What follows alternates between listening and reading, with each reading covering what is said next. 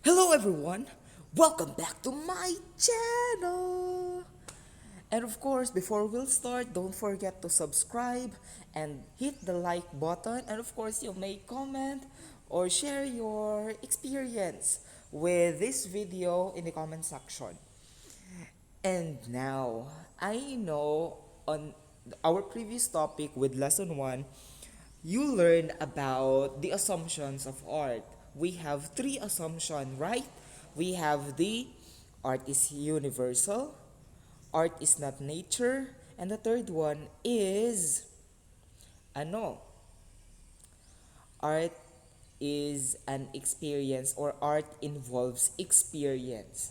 So with those assumptions of art, now let's proceed to another lesson. But before we proceed to another lesson, okay, I know may naobserbaran kayo sa ating video. Unsa ba niyo nakita? So sa pamino ninyo, unsa ang ginabuhat aning babae? Sa ginabuhat anin niya? Sige, share daw mo be. I will give you 5 seconds.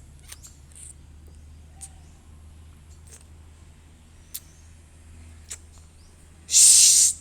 Naiuban, nag-ingon nga, ang babae is naga-explain. Ang babae is gibiyaan uyab. Ang uban kay nag-ingon nga ang babae kay ga-express. So later on, those words that you mentioned is somehow related with our topic. So aside from this girl, we also have this one. So, unsa man yung observation aning picture?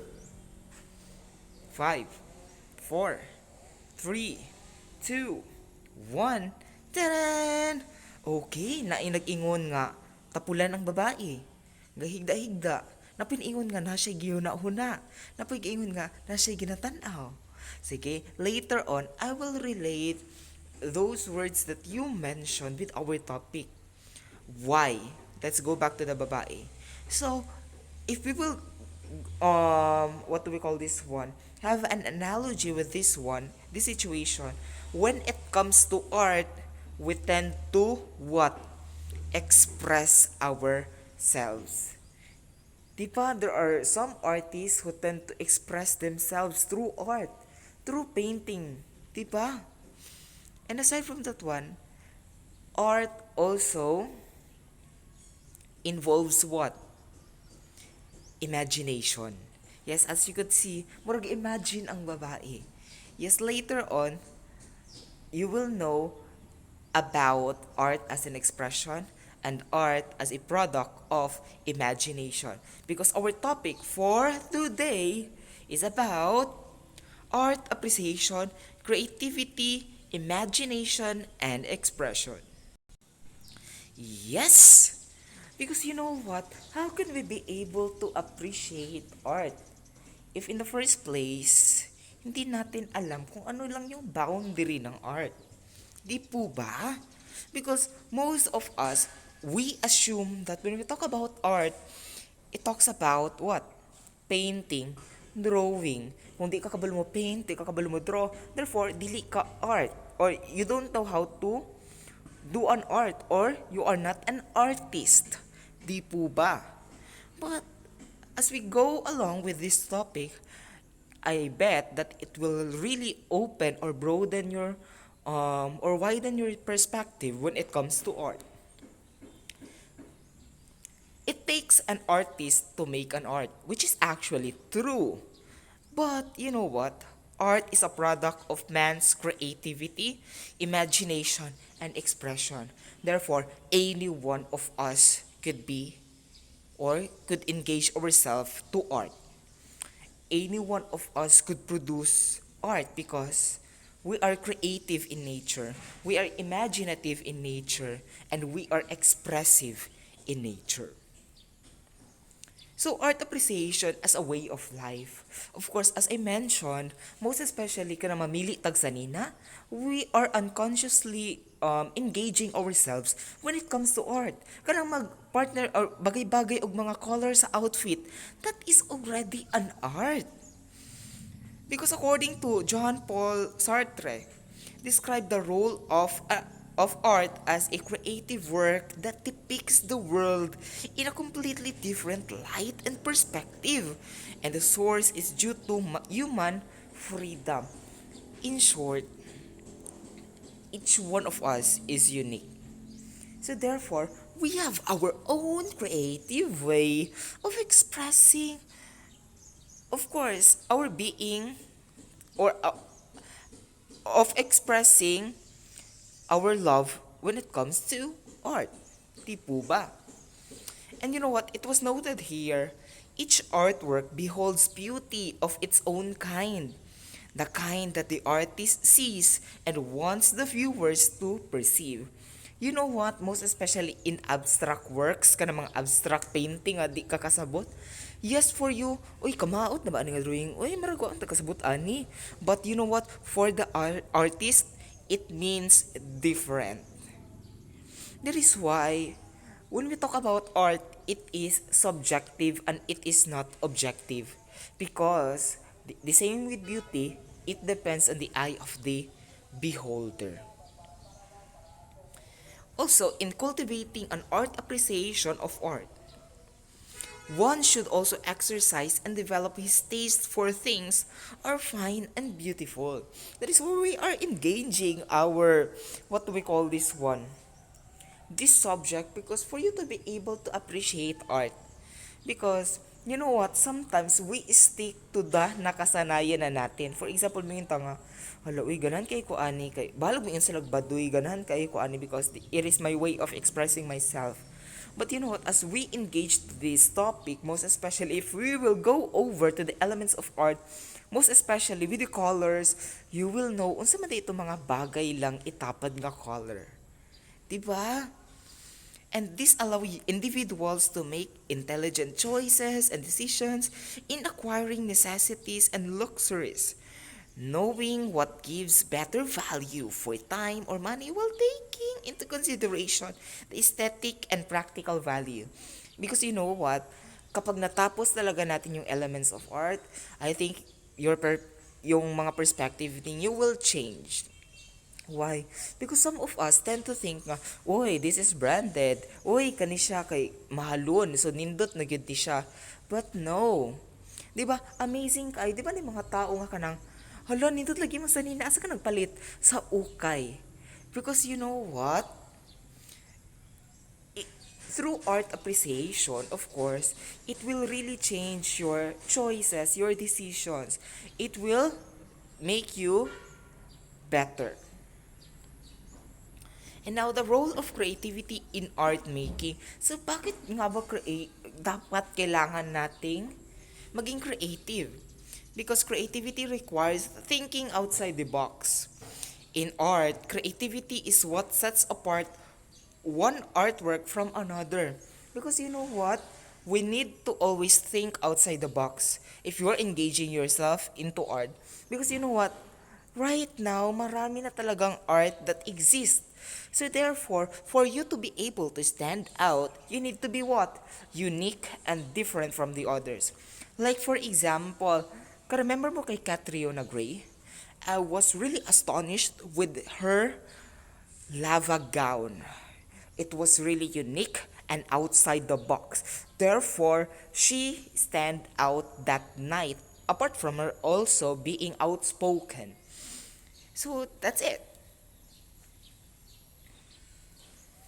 We also have this one. It's more fun in the Philippines. Let's go back. Because a creative artist does not simply copy or imitate another's artist's work. He embraces originally, put his own flavor into his work, and calls it his own creative place. You know what? May issue nito. Alam niyo ba ang issue nito? You know what? It's more fun in the Philippines. You know what? It is our slogan of the Department of Tourism, of course, to encourage the tourists to visit the Philippines. But you know what? In 2011, mayroon itong problema. Why? Because they found out it was allegedly, what do we call this one?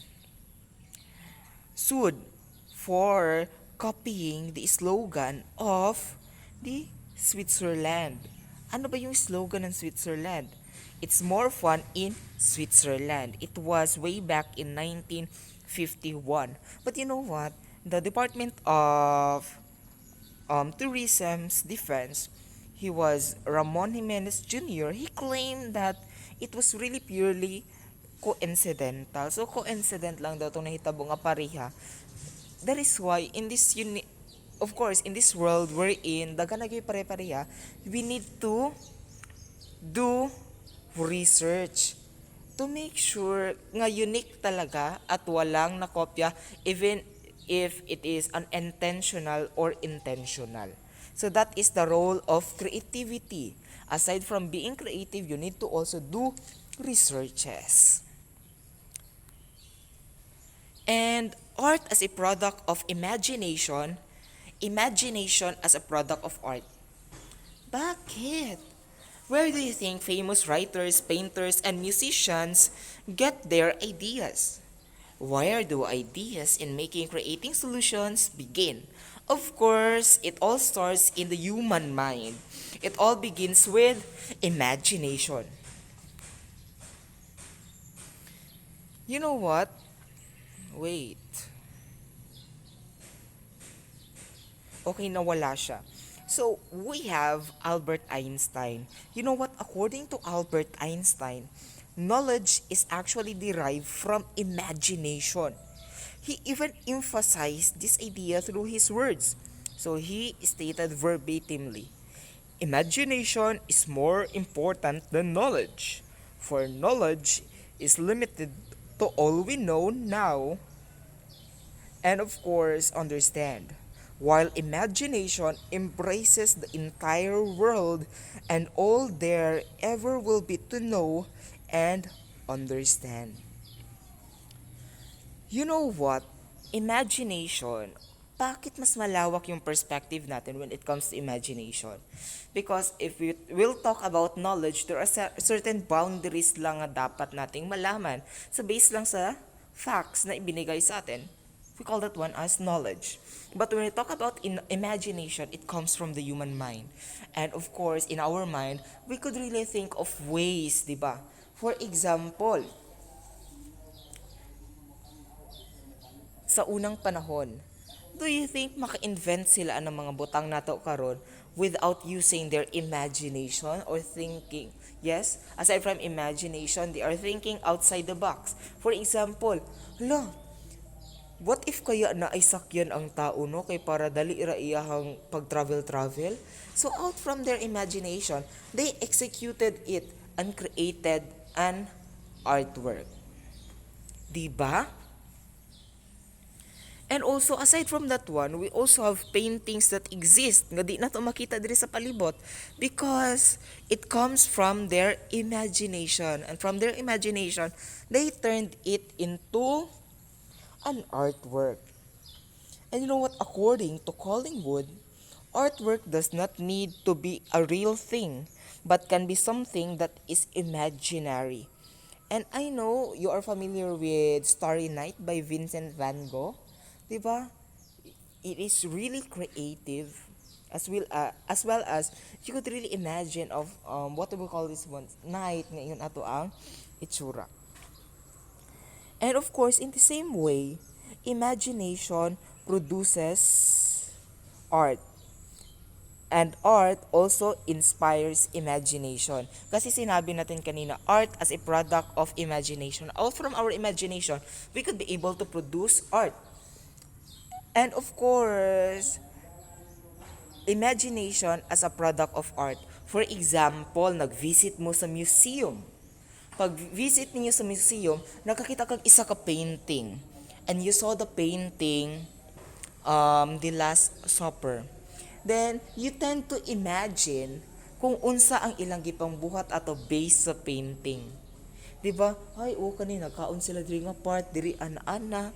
So therefore, out from the artwork that you show is na-engage ka of imagining things kung unsay nahitabo sa artwork.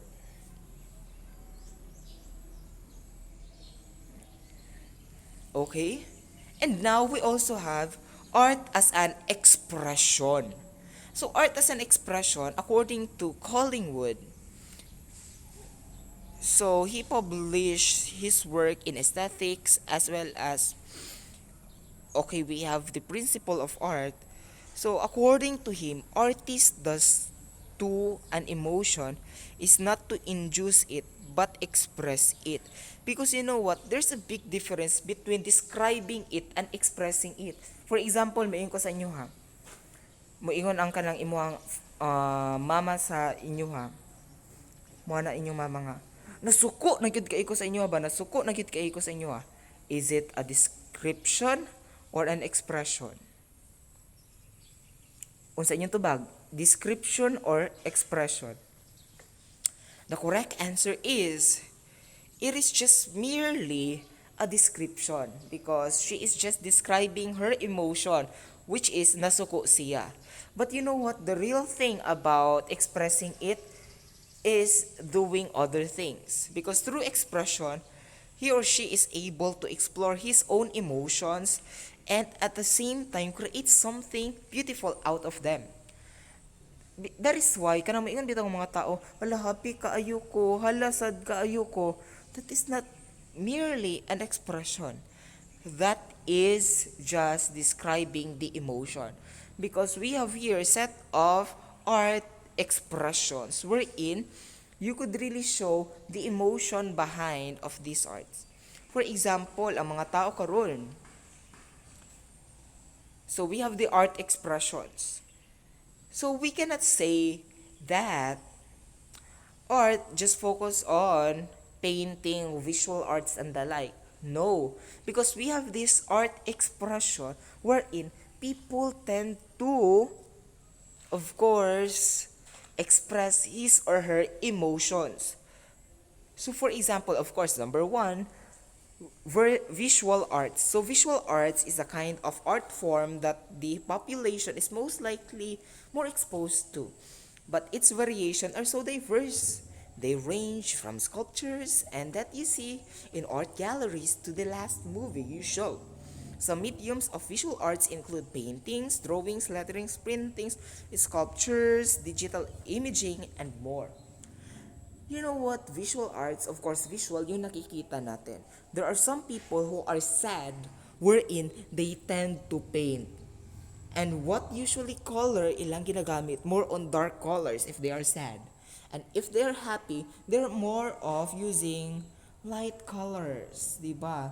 Like for example, yung mga warm colors. Like yung mga hayag yung mga color. Of course, it showcases their emotion. And so we have an example here. So based from this picture, what do you think the emotion behind this one? Okay, kindly share in the comment box. So in the comment box, write, okay, isulat nyo, visual arts expression. Again, visual arts expression, ilagay nyo dun kung ano yung expression na behind this painting. Okay, I'll wait for your comment. So the second one is film. So film refers to the art of putting together successions of still images in order to create an illusion of movement. Filmmaking focuses on its aesthetics, cultural and social value, and is considered as both an art industry. That is why tinatawag natin yung mga, of course, artista, di ba? Because they are artists when in the field of course, film making. And you know what? What I really do love about film is even though it depicts reality and it cannot copy what is happening in the reality, but of course, at least film tries to, what do we call this one, level up with what is really happening in reality. Because you know what? Kung ganahan mo mananawa ng mga karaan movies, yes, layo kayo siya sa tinuod, di ba? As compared sa movies karon wherein the trend is more on reality, more on realistic siya. Hindi po ba? Okay, next, we also have the performance art. Performance art is a live art and the artist medium is mainly the human body. which he or she uses to perform but also employs other kind of art such as visual art, props, or sound. So the four elements, time, setting, okay, performer's body or the performer. Hello everyone, welcome back. So for sorry for the interruption. So here we have number 3, performance art. So I have an example here of a performance art. So as you could see, it seems like they are doing ballet. Okay, number 4, poetry performance. Di ba sa to, we just end our definition, description of art through painting, drawing, di ba? But don't you know that poetry is also a form of art expressions? Because poetry is an art form where the artist expresses his emotions not by using paint, charcoal, or camera, but expresses them through words. It uses a word's emotional, musical, and spatial values that go beyond its literal meaning to narrate, emphasize, argue, or convince. So therefore, example of this one is the spoken poetry. Kasi nakakita na siya sa spoken poetry. Di ba nice siya? For example, ano ba day na sa spoken poetry? Alam mo, minamahal kita. Dito ka sa aking puso, pero iniwan mo kong bigo. Di ba may ana ang spoken poetry? So therefore, it really showcases people's emotion with the use of poetic words as well as with verses as well as rhythm. And of course, we also have architecture. Sir, apil ang architecture sa art expressions? Yes. Have you observed sa mga karaang tao? Diba, makita ninyo ang kanang mga gipang build nila nga mga kuan, mga infrastructures wherein makita nimo ang ilahang emotion. Most especially sa una, diba, wherein gipalaganap ang Christianism. That is why, okay, let's go to the kuan sa Roma. So as you could see their infrastructures, you could really see their devotion to God. You know what? Based in my slide, as discussed, art is the pursuit and creation of beautiful buildings. However, not all buildings are beautiful. Some buildings only embody the functionality they need, but the structure, lines, forms, and colors are not beautifully expressed. So, it depends upon the building because of course there were buildings who were built out of what expressing one's emotion, like for example in Cebu, diba, the temple of Leia, to commemorate the love of the kuan sa katong ila Ellen Adarna. And of course there are some infrastructures or kanang kuan created by the architect wherein it's just focused on its functionality. For example, mga classroom. Okay, so we have this one. And of course, appeal na pod ang dance. Dance is one of the art expressions. Because you know what? There are some people I know na nagapaminaw diri. Sometimes, kung natay gibati, we tend to play music and dance bisan unsa nga choreography as long as we showcased our emotion. Because dance is a series of movements that follows the rhythm of the music. It has been an age-old debate whether, okay, wrong spelling on whether, can be really be considered an art form. Yes, marami natatanong, anong appeal man gyud ang sayaw? Di ba na art form? But we primarily describe dance as a form of expression because it has no rules. Because you can create your own choreography. Not the standard sa sayaw. Yes, maybe sa uban sayaw nga na restrictions. But if you will dance alone, expressing your emotion, therefore that is also an art. Example, this one. Diba emotional kayo ang ballet? Ang uban sa inyo gani kay mag-TikTok to express your emotion. Diba ni mga sayo sa TikTok nga. No, no, no, no, no, no, no, no, no, no, no, no, no, no, no, char, nalayo pod mo. And And of course, number 7, literacy art. So artists who practice literacy art use words. So actually, medyo pare-pareho lang sila sa poetry performance. But ano ang pinangkaiba nitong literacy art? Because kasi may nakapil sa inyo ha diri sa katong literary competition. Therefore, it talks more on about creating articles. Aside from that one, writing essays wherein you could be able to express your emotion in the form of writing. So therefore, you used art in expressing your emotion. Therefore, it doesn't end with just painting, brush, or even dancing because it also includes literary pieces. And we have this one, William Shakespeare, Romeo and Juliet. And of course, theater. It uses live performers to present accounts or imaginary events before a live audience. You know what? Gusto tan ako, one of my gusto talaga is to, of course, have a performance or perform in a theater. Of course, nice guys sila tanaw no that they are singing, they have this what we call acting, and sometimes they are dancing. Diba nice guys siya tanawon? And they really do portray emotions. So of course, these are the genres include. It could be drama, musical, tragedy, comedy, and improvisation. So of course, I'll go with comedy. Gana siya kay kung comedy nga theater. And I really do hope that in ASCAT, there is an organization wherein theater acts, di ba? Because you know what, I do hope na kung mabalik ng face-to-face is na ay mga iyon ani nga performances. Di lang dapat mo end sa sayaw, sa pagkanta, but also theater arts because it really showcases what being artist of an individual. And of course, applied arts is incorporating elements of style and design to everyday items with the aim of increasing their aesthetical value. Artists in this field bring beauty, charm, and comfort into many things that are useful in everyday life. Applied is often compared to fine arts where the latter is chiefly concerned on aesthetic value. Ano ba itong applied arts? Example of this one.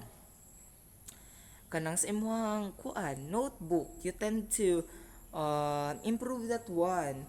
You tend to panindot that one, 'di ba? For example, sa kanang mga mug, design na nimo ang mug. So that is also an applied art because you tend a simple butang is beautify nimo siya. So those are the things that you need to remember when it comes to art appreciation, imagination, creativity, as well as expression. So thank you so much for watching this video. And of course, if you have queries, if you have questions, okay, just comment. And of course, thank you so much for watching this video. Don't forget to like and subscribe this video. So, muli, thank you so much. And this is your Pogging instructor, Mark Jan and Martinez. Sure.